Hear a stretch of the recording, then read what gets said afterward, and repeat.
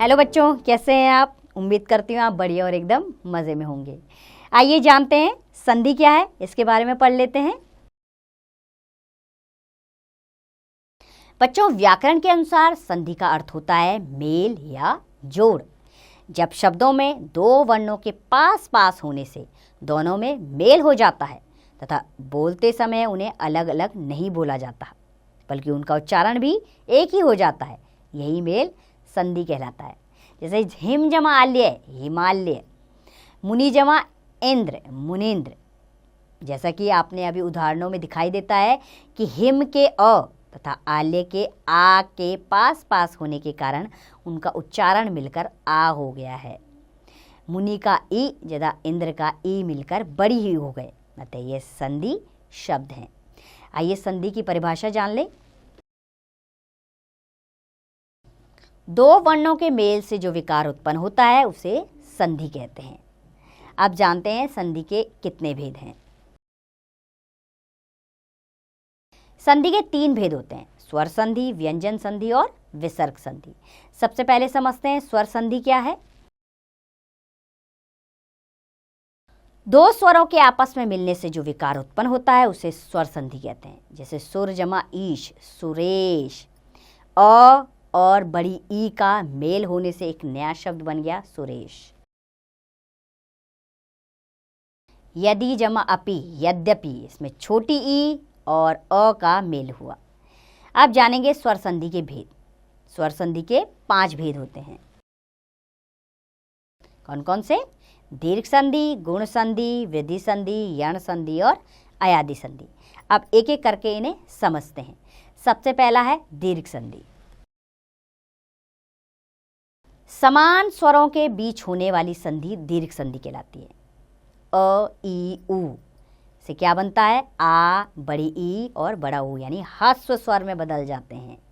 जैसे अ जमा अ से आ बना, शब्द सत्य जमा अर्थ सत्यार्थ, वेद जमा अंत वेदांत, अ जमा आ से बड़ा आ, दश जमा आनंद दशानंद, शिव जमा आलय शिवालय। आ और अ का मेल हो तो भी आ बनेगा। जैसे रेखा जमा अंकित रेखांकित, सेवा जमा अर्थ सेवार्थ। आ और आ का भी मेल हो तो भी आ बनेगा। जैसे वार्ता जमा आलाप वार्तालाप, श्रद्धा जमा आलू श्रद्धालु। दूसरा है ई और ई, यानी दोनों छोटी ई का मेल बनने से बड़ी ई बनती है। जैसे कवि जमा इंद्र कवींद्र, यति जमा इंद्र यतीन्द्र। और छोटी ई और बड़ी ई मिले तो भी बड़ी ई बनेगी। जैसे प्रति जमा ईशा प्रतीक्षा, परि जमा इच्छा परीक्षा। और बड़ी ई और छोटी ई का मेल हो तो भी बड़ी ई बनेगा। जैसे देवी जमा इच्छा देवीच्छा, शशि जमा इंद्र शशीन्द्र। बड़ी ई और बड़ी ई का भी मेल होगा तो बड़ी ई बनेगा। जैसे नदी जमा ईश नदीश, योगी जमा ईश्वर योगीश्वर। अब जानेंगे हम ऊ के बारे में। अगर छोटा ऊ और दोनों छोटा ऊ का आपस में मेल होगा तो बड़ा ऊ का उच्चारण आएगा। जैसे लघु जमा उत्तर लघुत्तर, सु जमा उक्ति सुक्ति। और आगे छोटा ऊ और पीछे बड़ा ऊ हो तो भी बड़ा ऊ बनेगा। जैसे मधु जमा ऊष्मा मधुष्मा, लघु जमा ऊष्मा लघुष्मा। और आगे बड़ा ऊ हो और पीछे छोटा ऊ तो भी बड़ा ऊ आएगा। जैसे भू जमा उद्धार बुद्धार, वधु जमा उत्सव वधुत्सव। और दोनों तरफ आगे और दोनों शब्दों में अगर बड़ा ऊ आए तो भी उनके मेल होने से बड़ा ऊ बनेगा। जैसे वधु जमा ऊर्जा वधुर्जा, भू जमा ऊष्मा भूष्मा। आइए समझते हैं गुण संधि क्या है। यदि अ आ के बाद ई आए तो दोनों के स्थान पर ए उ आए तो ओ तथा री आए तो अर हो जाता है। इसे गुण संधि कहते हैं। जैसे अ और ई आए तो इससे बन जाता है ए। गज जमा इंद्र गजेंद्र, स्व जमा इच्छा स्वेच्छा। आ और ई के मेल से ए बनता है। जैसे राजा जमा इंद्र राजेंद्र, यथा जमा इष्ट यथेष्ट। और बड़ी ई के मेल से ए बनेगा, जैसे देव जमा ईश देवेश, गण जमा ईश गणेश। आ और बड़ी ई के मेल से ए बनेगा, जैसे राका जमा ईश राकेश, उमा जमा ईश उमेश। अ और छोटे ऊ के मेल से ओ बनता है, जैसे वार्षिक जमा उत्सव वार्षिकोत्सव, पुरुष जमा उत्तम पुरुषोत्तम। आ और छोटा ऊ का मेल ओ, महाजमा उदय महोदय, महाजमा उपदेश महोपदेश। और ऊ के मेल से ओ बनेगा, जैसे नव जमा ऊढ़ा नवोढ़ा, सागर जमा उर्मी सागुर्मी। आ और बड़ा ऊ के मेल से ओ बनेगा, जैसे महाजमा ऊष्मा महोष्मा, महाजमा ऊर्जा मोहुर्जा। अब जानेंगे तीसरा, अ के बाद अगर री आए तो बन जाएगा अर, जैसे राज जमा ऋषि राजश्री, सप्त जमा ऋषि सप्तऋषि। आ और री के बाद अर आता है, जैसे महाजमा ऋषि महर्षि, वर्षा जमा ऋतु वर्षितु। अब जानेंगे हम वृद्धि संधि के बारे में। जब अ आ के बाद ए आई हो तो आय हो जाता है, और ओ औ हो तो औ हो जाता है, इसे वृद्धि संधि कहते हैं। जैसे अ के बाद ए आए तो आय हो जाएगा, एक जमा एक एकक, लोक जमा ऐषणा लोकेशणा। अ के बाद आई आने से आय होता है, जैसे देव जमा ऐश्वर्य देवर्षय, परम जमा ऐश्वर्य परमेश्वरे। आ और ए के मेल से अय बनता है, जैसे शब्द है तथा जमा एव के मेल से तथैव बना, यथा जमा एव से यथैव बना। आ और बड़े ए के मेल से बड़ा ए बनता है, जैसे महाजमा ऐक्य महैक्य, महाजमा ऐश्वर्य महेश्वर्य। अगला है अ जमा ओ के मूल से औ बनता है, जैसे दंत जमा ओष्ठ दंतोष्ठ, अधर जमा ओष्ठ अधरोष्ठ। आ और ओ के मूल से औ बनता है, महाजमा ओज महोज, महाजमा औषधि महोषधि। और औ के मेल से औ बनता है, जैसे परम जमा औषध परमौषध, जल जमा औष जलोद।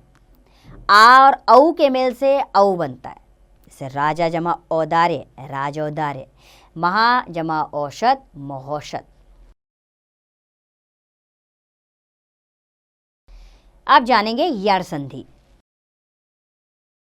क्या है यण संधि? जब छोटी ई बड़ी ई, छोटा ऊ और बड़ा ऊ या री के बाद कोई भिन्न स्वर आए तो इनके मेल से ई का य, ऊ का व तथा री का र हो जाता है, इसे यण संधि कहते हैं। जैसे इ और अ से य बन जाएगा, जैसे अति जमा अधिक अत्यधिक, अति जमा अंत अत्यंत। इ और आ के मेल से या बनेगा, जैसे वी जमा आप्त व्याप्त, अभी जमा आगत अभ्यागत। ई और अ के मेल से य बनेगा, जैसे देवी जमा अर्पण देवेपण, नदी जमा अर्पण नद्यपण। ई जमा अ के मेल से या बनेगा, सखी जमा आगमन सख्यागमन, देवी जमा आल्य देवाल्य। छोटी ई और ऊ के मेल से यू बनेगा, जैसे ऊपरी जमा उक्त उपयुक्त। प्रति जमा उत्तर प्रत्युत्तर, छोटी ई जमा बड़े ऊ के मेल से यू बनेगा। वी जमा उह व्यूह, नी जमा ऊन न्यून, बड़ी और छोटे ऊ के मेल से यू बनेगा। सखी जमा उदय सख्योदय, बड़ी ई और बड़े ऊ के मेल से भी यू बनेगा। नदी जमा उर्मी नद्युर्मी। और छोटी ई और ए के मेल से ये बनेगा, जैसे प्रति जमा एक प्रत्येक। बड़ी ई और अय के मेल से यय बनेगा, जैसे नदी जमा ऐश्वर्य नद ऐश्वर्य, देवी जमा ऐश्वर्य देव ऐश्वर्य। अगला है ऊ और अ के मेल से व बनेगा, जैसे सु जमा अच स्वच्छ, अनु जमा अय अन्वय। उ और आ के मेल से वा बनेगा, सु जमा आगत स्वागत, गुरु जमा आदेश गुरुआदेश, यानी आ का साउंड आ जाएगा। बड़ा ऊ और आ के मेल से वा बनेगा, जैसे वधू जमा आदेश वध्यावदेश, वधू जमा आगमन वध्यावगमन। छोटा ऊ और इ के मेल से वि बनेगा। अनुजमा इति अन्विति, अनुजमा इत अन्वित। छोटा ऊ और ए आए के मेल से वे बनेगा, जैसे अनुजमाएषण अन्वेषण, अनुजमाएषण अन्वेषक। री के साथ अगर अ आए तो र हो जाएगा, जैसे पितृ जमा अर्पण पित्रार्पण। और री के साथ आए तो रा होगा, जैसे मात्र जमा आदेश मात्रादेश। री के साथ ऊ आए तो रु होगा, मात्र जमा उपदेश मातृपदेश। री के साथ अगर छोटी ई आए तो री बन जाएगा, पितृ जमा इच्छा पितृच्छा। अब जानते हैं अयादी संधि क्या है। बच्चों, यदि पहले शब्द के अंत में ए आए ओ औ और दूसरे शब्द के आरंभ में भिन्न स्वर हो तो ए का अय का आय और ओ का औ तथा औ का आ हो जाता है। यही अयादी संधि कहलाता है। जैसे ए के साथ अगर अ आए तो अय हो जाएगा, जैसे शे जमा अन शयन, चे जमा अन चयन। ए के बड़े ए के साथ अगर अ आए तो आय हो जाएगा। गए जमा अं गायक, गए जमा अन गायन। ओ के साथ अ आने पर औ बनता है। भो जमा अन भवन, पो जमा अन पवन। और औ के साथ अगर अ आए तो आव बनता है, जैसे पौ जमा अक पावक, धौ जमा अक धावक। अब जानेंगे हम व्यंजन संधि के बारे में। किसी व्यंजन का स्वर अथवा व्यंजन से मेल होने पर जो विकार यानी परिवर्तन उत्पन्न होता है वह व्यंजन संधि कहलाता है। जैसे दिक जमा गज दिग्गज, सत जमा जन सज्जन। व्यंजन संधि का कुछ नियम है, आइए उन्हें जान लेते हैं। पहला है वर्ण के पहले वर्ण का तीसरे वर्ण में परिवर्तन। क और ग, दिक जमा अंबर दिगंबर, दिक जमा गज दिग्गज, यानी पहले वर्ण का तीसरे वर्ण में परिवर्तन हो जाएगा। चौका जौ में अच जमा अंत अजंत, त का द, उत जमा घाटन उद्घाटन, उत जमा यम उद्यम। दूसरा है वर्ण के पहले वर्ण का पांचवें वर्ण में परिवर्तन। पांचवें वर्ण में इसमें परिवर्तन हो जाता है, जैसे क का ड में परिवर्तन हो जाएगा। वाक जमा वे वाड में, सत जमा मार्ग सन्मार्ग, षट जमा मास षणमास, उत्त जमा उन्नति उन्नति। अब तीसरा है त संबंधी नियम। त जमा च, इससे क्या होगा, आधा च और पूरा च, यानी उत्त जमा चारण उच्चारण। तो का स्वर आधे च में बदल जाएगा, यानी वर्ण आधे स्वर में आ जाएगा। त जमा छ, आधा च, तो किस में बदल गया, आधे च में, यानी स्वर रहित। च और आधा त तत् जमा छाया तत्छाया। त के साथ अगर जो आए तो आधा जो और पूरा जो, यानी उत्त जमा ज्वल उज्ज्वल।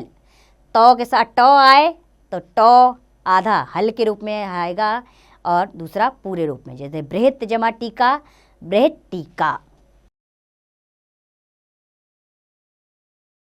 त के साथ ड आए तो दोनों डो आएंगे, एक हल स्वर रहित होगा और दूसरा स्वर सहित, जैसे उत्त जमा डैन उद्यन। त के साथ ल हो तो आधा ल पूरा लो, जैसे उत्त जमा लास उल्लास। त के साथ ह हो तो दध होगा, यानी आधा द और ध। उत्त जमा हरण उद्धरण। त के साथ श आए तो आधा च और छ, उत्त जमा श्वास उच्छ्वास। अब म संबंधी नियम जानेंगे। म के बाद क से म तक कोई भी व्यंजन हो तो वह उसी वर्ग के पंचम वर्ण ण य ण न म में बदल जाता है।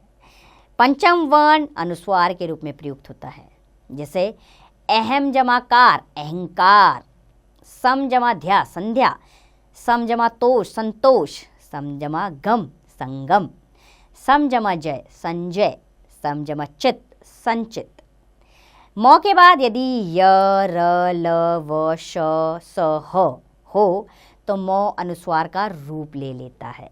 जैसे सम जमा योग संयोग बिंदु के रूप में आ जाता है। सम जमा वत संवत, सम जमा रक्षण संरक्षण,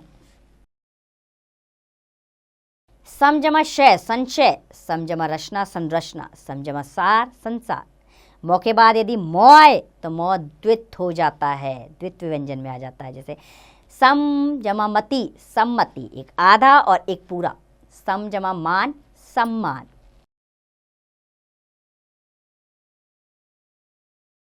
अगला है विसर्ग संधि।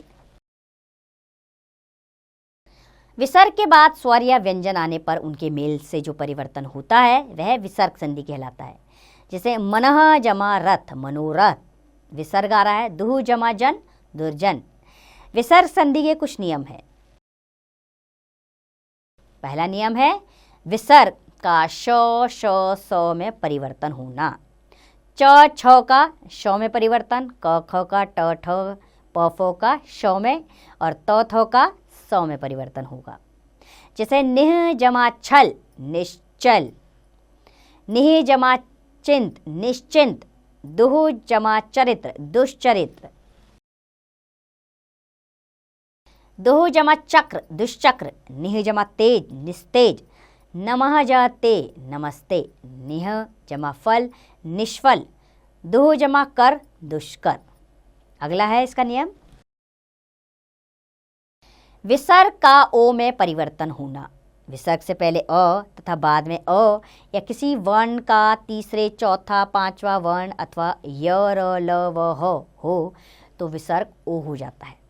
जैसे मनः जमा बल मनोबल, मनः जमा हर मनोहर। इसमें अह जमा ब के मेल से ओ बना और अह और ह के मेल से ओ बना। अगला नियम है इसका विसर्ग का ओ में परिवर्तन होना। विसर्ग से पहले अ तथा बाद में अ या किसी वर्ण का तीसरा चौथा पांचवा वर्ण अथवा य र ल व ह हो तो विसर्ग ओ हो जाता है। जैसे मनः जमा बल मनोबल, इसमें अह और ब के मेल से ओ बन गया।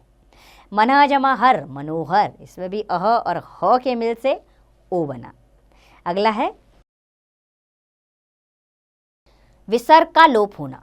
विसर्ग से पहले ह्रस्व स्वर तथा बाद में र होने पर ह्रस्व स्वर दीर्घ स्वर में बदल जाता है और विसर्ग का लोप हो जाता है। जैसे निह जमा रस नीरस, निह जमा रो निरोग। आइए अब संधि विच्छेद के बारे में जान लेते हैं। संधि किए हुए वर्णों को अलग करके पहले वाली स्थिति में लाना संधि विच्छेद कहलाता है। जैसे संहार सम जमा हार, शास्त्रार्थ शास्त्र जमा अर्थ, मनोकूल मनः जमा अनुकूल, तपोबल तपः जमा बल। आइए इस पाठ को एक बार दोहरा लेते हैं। दो वर्णों के पास पास होने के कारण उनके आपसी मेल से उत्पन्न विकार संधि कहलाता है। संधि के भेद स्वर संधि, व्यंजन संधि तथा विसर्ग संधि। स्वर संधि दो स्वरों के मेल से उत्पन्न विकार। स्वर संधि के भेद दीर्घ गुण वृद्धि यण तथा अयादि संधि है। व्यंजन संधि व्यंजन का व्यंजन अथवा स्वर से मेल होने पर उत्पन्न विकार होता है। विसर्ग संधि विसर्ग का किसी स्वर अथवा व्यंजन से मेल होने पर उत्पन्न विकार होता है। तो उम्मीद करती हूँ बच्चों आपको ये पाठ अच्छे से समझ आया होगा। अब इसका अभ्यास कार्य आप स्वयं कीजिए।